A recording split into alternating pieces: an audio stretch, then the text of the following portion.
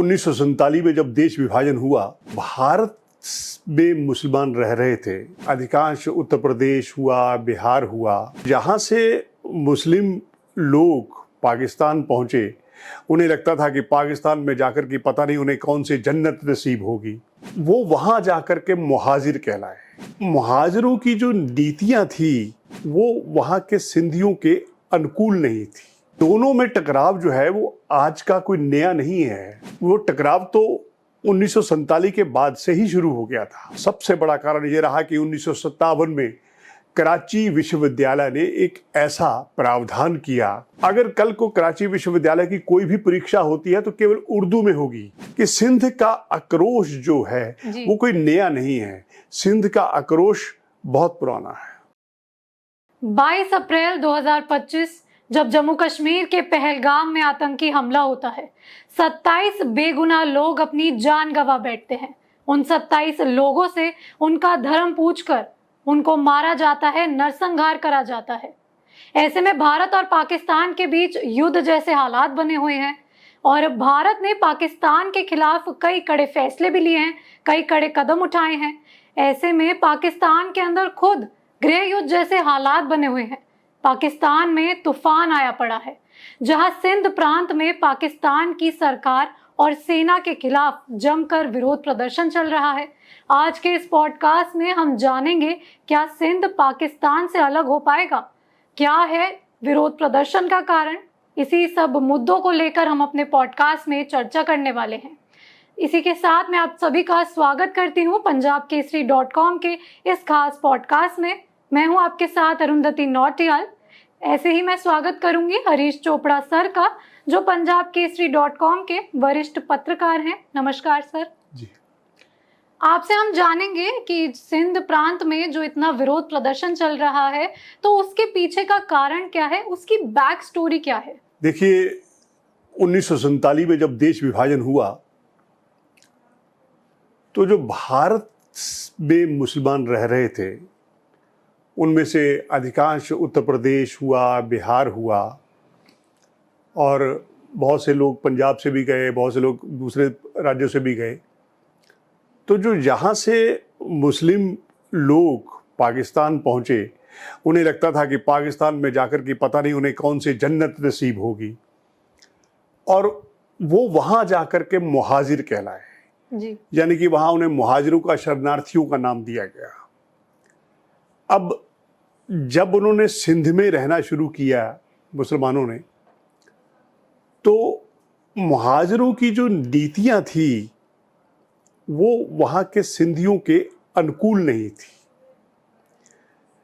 दोनों में टकराव जो है वो आज का कोई नया नहीं है। वो टकराव तो 1947 के बाद से ही शुरू हो गया था। भारत से गए मुसलमानों ने वहाँ की जो वहाँ से हिंदू भारत आए थे उनकी संपत्तियों पर कब्जा कर लिया, छोटे मोटे काम धंधे से शुरू कर दिए।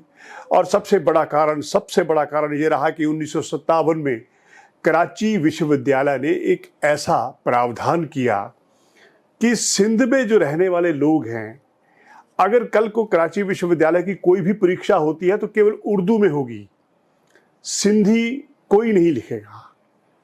जो सिंध में रहने वाले लोग थे उन्हें ये बात अपना अपमान लगी और वो खून का खून पीकर रह गए।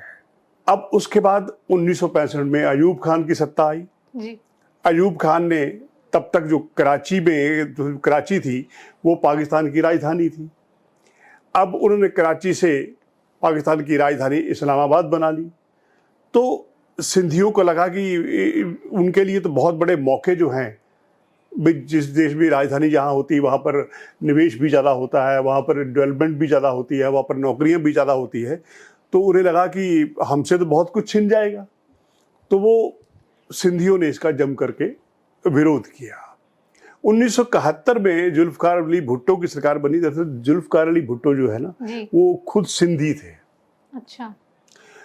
उन्होंने आक्रोश को देखते हुए, जन भावनाओं को देखते हुए आरक्षण का प्रावधान किया। उनका कि सिंध में रहने वाले लोगों को, जो सिंधी होंगे, मूलतः सिंधी होंगे, उनको शहरों में 40% नौकरियां और गांव के क्षेत्रों में हमने 60% नौकरियों का उन्होंने प्रोविज़न किया। तब जाकर के सिंधियों को लगा कि जुल्फ़िकार अली भुट्टो जो हैं वो उनके लिए कुछ कर रहे हैं। लेकिन तब तक टकराव इतना बढ़ चुका था मुहाजिरों और उसमें, मुहाजिर ने अपना एक उनका संगठन बनाया, मुहाजिर कौमी मूवमेंट अल्ताफ़ हुसैन के नेतृत्व में, और इधर सिंध में जिए सिंध के नारे लगने लगे। जिए सिंध के नाम पे जिए सिंध के लोग अपनी आज़ादी मांगने लगे, अपने मौलिक अधिकार मांगने लगे, और ऐसी आग लगी कि सारे सिंध में कत्लो गारत मच गई। ये मैं सिर्फ पृष्ठभूमि इसलिए बता रहा हूं कि सिंध का आक्रोश जो है वो कोई नया नहीं है, सिंध का आक्रोश बहुत पुराना है। तो जो ग्रीन पाकिस्तान इनिशिएटिव है, इसके बारे में थोड़ा बताएं कि ये क्या है और सिंधियों को इससे दिक्कत क्यों है? देखिए, पाकिस्तान में जो पंजाबी लोग हैं, चाहे वो सियासतदान हो, चाहे वो इंडस्ट्रियलिस्ट हो, चाहे वो बड़े पैसे वाले लोग हो, उनका हमेशा ही पाकिस्तान की सियासत पे ना वर्चस्व रहा है, कब्जा रहा है। और पंजाबियों ने क्या किया, चाहे वो पाक ऑक्युपाइड कश्मीर हो, चाहे वो बलूचिस्तान हो, चाहे वो खैबर पख्तूनख्वा हो, चाहे वो सिंध हो, इन चारों के जो प्राकृतिक संसाधन थे, चाहे वो खनिज हो, चाहे वो पानी हो, चाहे वो कुछ दूसरी चीज़ें हो, उन्होंने उनका इस्तेमाल कर अपने आप को समृद्ध तो किया, लेकिन वहाँ के लोगों के लिए अधिकार जो है वो हमेशा छीने गए, उन पर अत्याचार किए जाते रहे। सिंधियों के बच्चे, सिंधियों के जो युवा लड़के थे वो रातों ही रात गायब कर दिए गए, जिनका आज तक कुछ पता नहीं चला। जब मुहाजिरों का कत्लेआम शुरू हुआ तो वहाँ भी यही हालात हुए कि परिवारों के परिवार फिर बिछड़ गए। अब जो ग्रीन प्रोजेक्ट की आप बात कर रही हैं, 3-4 महीने से लगातार जो सिंध में बहुत बड़े स्तर पर प्रदर्शन हो रहे हैं, लोग सड़कों पर आकर के पाकिस्तान की सेना के खिलाफ, पाकिस्तान के हुक्मरानों के खिलाफ ये प्रदर्शन कर रहे हैं। दरअसल जो सिंध नदी है, सिंधु नदी, उसका सिंधियों से और भारत से बहुत ही भावनात्मक संबंध है। और कहा तो ये भी जाता है कि सिंधु नदी के नाम पर ही भारत का नाम हिंदुस्तान पड़ा है। अच्छा। तो सिंधियों के लिए तो सिंधु नदी जो है वो उसकी पूजा करते हैं। अब क्योंकि पाकिस्तान की जो सेना है वो एक कंपनी भी चलाती है, बहुत सारी कंपनियां भी चलाती हैं, वो संपत्तियां भी खरीदती है, वो मतलब जिस लाइक एक व्यापारी की तरह काम करती है जी। तो उन्होंने कहा कि एग्रीकल्चर के नाम पर कि कृषि की सिंचाई के लिए हमें पूरे देश भर में पानी की ज़रूरत है, तो उन्होंने सिंधु नदी पर ना 5-6 बैराज, छोटे छोटे जिसे बांध कहते हैं, वो बनाने की परियोजना शुरू की। इस परियोजना की शुरुआत जो है वो नवाज शरीफ के शासन में हुई और जो मौजूदा सेनाध्यक्ष पाक यासीन मुनीर ने इसकी शुरुआत की थी। अब ये छोटे छोटे बांध बनाने के पीछे जो भी कारण रहे हों, लेकिन जो सिंध के लोग हैं वो इसे अपने न्याय मानते हैं। वो कहते हैं ये पंजाबियों की लूट है, क्योंकि उनका मानना है कि छोटे छोटे बांध बनाने से जो पानी है वो समुद्र का पानी डेल्टा क्षेत्र में चला जाएगा जी। और डेल्टा क्षेत्र में पानी जाने से बाद उनके, क्योंकि समझौते के अनुरूप, पाकिस्तान के समझौते के अनुरूप 20% के करीब जो सिंध नदी का पानी है, सिंधु नदी का पानी है, वो सिंध को मिलता है जी। लेकिन जब भी गर्मियाँ आती हैं और ये कमी जो है वो जाकर के 50% तक पहुंचती है, ना उन्हें के लिए सिंचाई के लिए पानी मिलता है, ना उन्हें पीने के लिए पानी मिलता है। और आजकल का एनवायरनमेंट आप देख रहे हो, जिस तरह से मौसम का चक्कर बदला है, जल संकट पाकिस्तान में क्या हर देश में बढ़ रहा है। बिल्कुल। लेकिन सिंध के जो लोग हैं, जो जिनके लिए सिंधु नदी जो है वो एक बड़ी आस्थावान बात है, वो नहीं चाहते कि इन पर बने, क्योंकि इससे लगता है कि उन्हें, उनके लिए तो बहुत बड़ा जल संकट खड़ा हो जाएगा। पंजाबी लॉबी जो है वो फिर फायदा उठा लेगी, पंजाब के लोग फिर फायदा उठा लेंगे। परियोजना है क्या सिंधियों के अधिकारों को सही में छीन लेगी? देखिए, सिंधी ऐसा मानते हैं जी कि इसके परिणाम स्वरूप क्या होगा, उनके जहाँ जल संकट बहुत हो जाएगा और उनके जो प्राकृतिक संसाधन है, जल है, उसको पंजाबी लॉबी जो है वो छीनने का प्रयास कर रही है। तभी वो इसे कहते हैं कि ये जो परियोजना है, ग्रीन परियोजना जिसे आप कहते हैं, ये पाकिस्तान की सेना की लूट है और पाकिस्तान की हुक्मरानों की लूट है। ग्रीन पाकिस्तान इनिशिएटिव, जी, जिसमें 5 बांध बने हैं सिंधु पे और 1 बना है सतलुज पे। सतलुज पे जी 5 बांध बनने से अब जहाँ तक सिंधु नदी के जल रोकने का भी सवाल है, आपने पहले ही जी शुरू में बताया, वो एक दूरगामी भारत का कदम है। हालांकि भारत ने चिनाब के गेट बंद कर दिए हैं, झेलम के भी बगलिहार, पहले बगलिहार के गेट बंद किए, अब ऐसा ही चिनाब भी हो सकता है। उसमें हम क्या है कि जल का प्रवाह धीमा कर देते हैं, उससे हो सकता है कि पाकिस्तान में और भी जल संकट के लिए त्राही मच जाए। लेकिन पाकिस्तान जो है वो देखने में अरुंधति एक संतरे के समान लगता है। जब आप संतरे का आवरण उतारोगे तो सारा टुकड़ों टुकड़ों में बटा हुआ है। दरअसल वास्तव में पाकिस्तान अपने आप में बटा हुआ देश बन चुका है, केवल ऐलान बाकी है। साथ ही में सिंध में आज़ादी के नारे लग रहे हैं, जैसा कि आपने कहा कि बंटवारे बस होने की ही देर है। तो क्या लग रहा है कि सिंध आज़ाद हो पाएगा पाकिस्तान से? देखिए, यहाँ तक अब बलूचिस्तान का सवाल है, BLARB ने वहाँ पाकिस्तान के हुक्मरानों को अपनी ताकत का अंदाज़ा दिखा दिया था जब उन्होंने ट्रेन का हाईजैक कर लिया है। ऐसा किसी देश में पहले नहीं हुआ कि बलूचिस्तान के, जिसे अब विद्रोही कहते हैं, वो खुद को स्वतंत्रता सेनानी कहते हैं, कि ट्रेन का हाईजैक करके ले जाए और वहाँ रोज़ खून खराब होता है।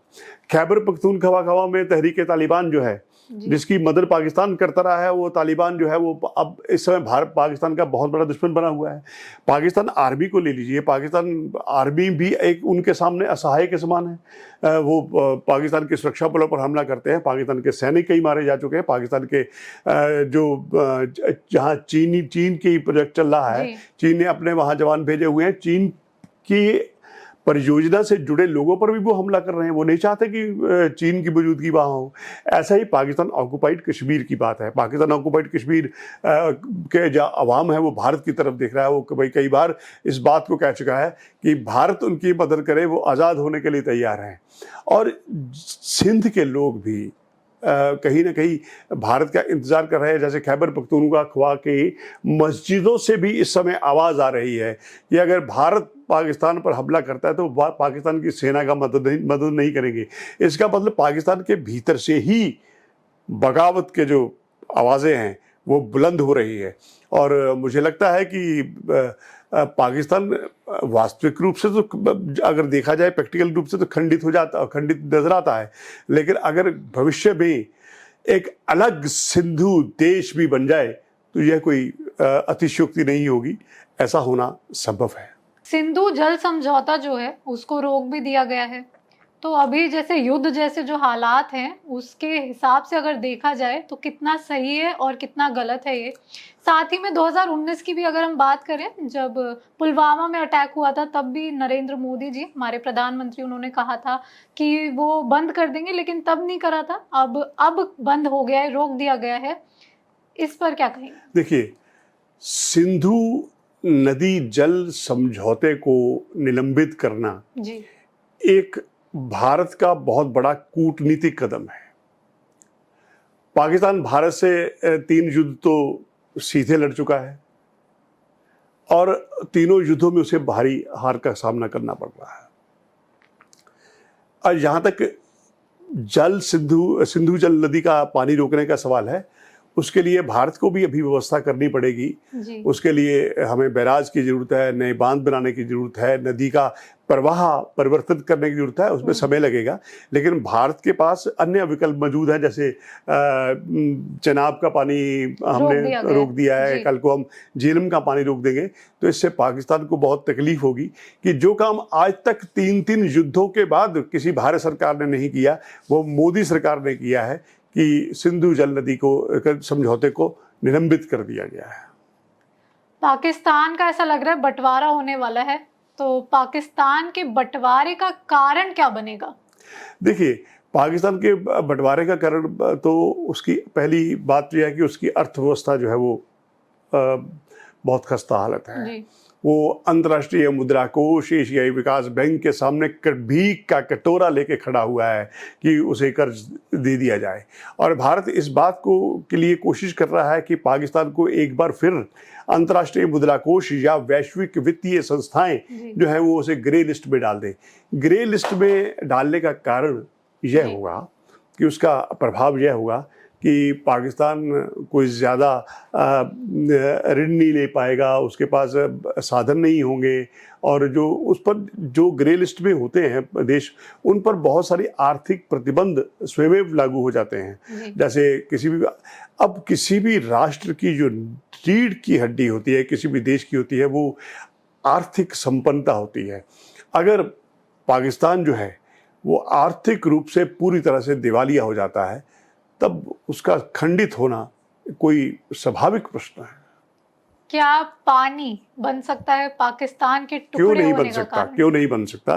ये बहुत अच्छा सवाल किया आपने कि जिस तरह से पानी को लेकर के पाकिस्तान में आक्रोश नजर आता है, खासतौर पर सिंध में, और एक बार फिर जिए सिंध और सिंध की आज़ादी के नारे लग रहे हैं, तो ये संभव है कि पाकिस्तान की सेना चाहे बहुत ज़्यादा अत्याचार करे, लेकिन जल को लेकर के, पानी को लेकर के पाकिस्तान का बंटवारा हो सकता है और अलग सिंधु देश जो है वो अस्तित्व में आ सकता है। भारत की बात करें तो भारत का क्या रुख होगा इसको लेकर?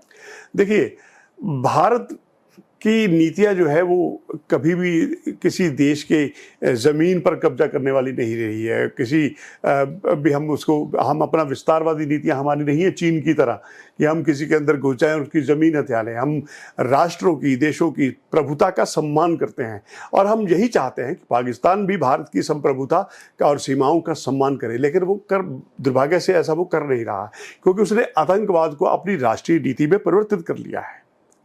अगर पाकिस्तान अपनी आतंकवाद की नीति को छोड़ के अपने आवाम की तरफ ध्यान दे, अपने बच्चों की एजुकेशन पर ध्यान दे, अपने विकास पर ध्यान दे, तो आज वो दुनिया के जो दूसरे मुस्लिम देश हैं उनके साथ बराबरी में खड़ा हो सकता था। बहुत उसके लिए संभावनाएं थी। लेकिन अगर भारत आत्मरक्षा के लिए, भारत को आत्मरक्षा का अधिकार है, अगर भारत आत्मरक्षा के लिए कोई भी कदम उठा सकता है, चाहे वो सैन्य स्टेप हो, चाहे वो कोई आर्मी एक्शन हो, जहाँ तक कूटनीतिक और इकोनॉमिक स्टेप्स का सवाल है, वो मोदी सरकार पहले ही ले चुकी है। क्योंकि बहुत सारे फैसले जो हैं वो cabinet committee on economic affairs, जब CCS की बैठक हुई थी उसके तुरंत बाद अब जैसे हमने आयात निर्यात बंद कर दिया है जी। कराची पोर्ट से, और अटारी बॉर्डर पूरी तरह से आयात निर्यात के लिए बंद है। हमारा एयर स्पेस हमने बंद कर दिया है जी। तो इन सब का प्रभाव जो है वो पाकिस्तान पर आर्थिक रूप से पड़ रहा है, और आर्थिक रूप से उसकी हालत खस्ता है। और सैन्य ताकत का सवाल है, वो भारत के मुकाबले कहीं नहीं टिकता, और उसके भीतर बगावत की बगावत की जो स्वर उठ रहे हैं वो उसके लिए स्वयं के लिए खतरनाक है। और भारत को ज़्यादा चिंता करने की ज़रूरत नहीं है, क्योंकि भारत ने अब तक जो कदम उठाए हैं उससे पाकिस्तान की हालत जो है वो और ख़राब होगी। और भविष्य में हमें देखना होगा कि कहीं पाकिस्तान में गृह युद्ध तो नहीं होगा शुरू हो गया, क्योंकि जिस तरह के हालात हैं उसमें गृह युद्ध भी हो सकता है। अब कुछ आवाज़ें इस बात की सुनाई दे रही है कि जो सेनाध्यक्ष है आसिम मुनीर, उनके खिलाफ पाकिस्तान के ही जर्नैल हैं। और जहाँ तक सियासतदानों का सवाल है, इमरान खान को भले ही पूर्व साबका प्रधानमंत्री को उन्होंने जेल में डाल रखा है भ्रष्टाचार के आरोपों में, लेकिन वो आज भी बड़ी ताकत है, वो मौजूदा सरकार का विरोध कर रहे हैं। तो भीतर जो उनके सुलग रहा है वो पाकिस्तान के लिए अपने लिए ही बहुत खतरनाक है। भारत और पाकिस्तान के बीच तो युद्ध जैसे हालात हैं, साथ ही में पाकिस्तान के भी टुकड़े होने वाले हैं, ऐसी उम्मीदें जताई जा रही हैं। अब ऐसा लगता है कि पाकिस्तान को कोई अन्य देश सपोर्ट करेगा? देखिए, युद्ध के बीच में दुनिया के स्तर पे देखे जाए तो नए समीकरण बनते जुड़ते रहते हैं। अब तुर्की ने कहा है कि उन्होंने अपना बेड़ा भेजा है। जी। अब ये बहुत सारी इस बात के मीडिया रिपोर्ट्स आ रही हैं कि उसमें हथियार हो सकते हैं। वो कहता है कि शांति के लिए बेड़ा भेजा है, हो सकता है चाइना जो है वो जी। उनको मित्र है उसका पाकिस्तान को हथियार दे। लेकिन हमें इन सब चीज़ों की चिंता ज़्यादा नहीं करनी चाहिए, क्योंकि भारत की जो सैन्य शक्ति है वो अब विश्व में चौथे नंबर पर है। और यहाँ तक जनमत का सवाल है, जी। वहाँ अमेरिका हो, रूस हो, ब्रिटेन हो, ऑस्ट्रेलिया हो, हालांकि जो पाकिस्तान के मित्र देश रहे हैं, चाहे वो सऊदी अरबिया हो, चाहे वो संयुक्त अरब अमीरात हो या और अन्य मुस्लिम देश, वो आज भारत के पाले में खड़े दिखाई दे रहे हैं। भारत प्रधानमंत्री मोदी को विश्व के बड़े बड़े नेताओं का समर्थन मिल रहा है, और यहाँ तक कि संयुक्त राष्ट्र में भी पाकिस्तान को मार खानी पड़ी है। वो पाकिस्तान ने संयुक्त राष्ट्र सुरक्षा परिषद से मांग की थी कि क्लोज डोर मीटिंग हो, लेकिन जो बंद कमरे में मीटिंग हुई उसमें पाकिस्तान की एक नहीं चली। पाकिस्तान की बहुत बड़ी कूटनीतिक हार हुई है, और पाकिस्तान को इन सब चीज़ों को लेकर के संभलना चाहिए, और अपनी जो आतंकवाद प्रायोजित नीति है या आतंकवाद को पोषण करने के, आतंकवाद की खेती जो है वो बंद करनी चाहिए, अन्यथा उसका बहुत भयंकर परिणाम हो सकते हैं। इस पॉडकास्ट में हमने जाना किस तरह से सिंध प्रांत में पाकिस्तान की सरकार के खिलाफ जमकर विरोध प्रदर्शन हो रहा है। आप भी बताएं कमेंट सेक्शन में, क्या पाकिस्तान सच में टुकड़ों में बंट जाएगा? क्या सच में सिंध पाकिस्तान से आज़ाद हो जाएगा? इसी तरह के खास पॉडकास्ट और न्यूज़ अपडेट्स के लिए देखते रहे पंजाबकेसरी.com। धन्यवाद।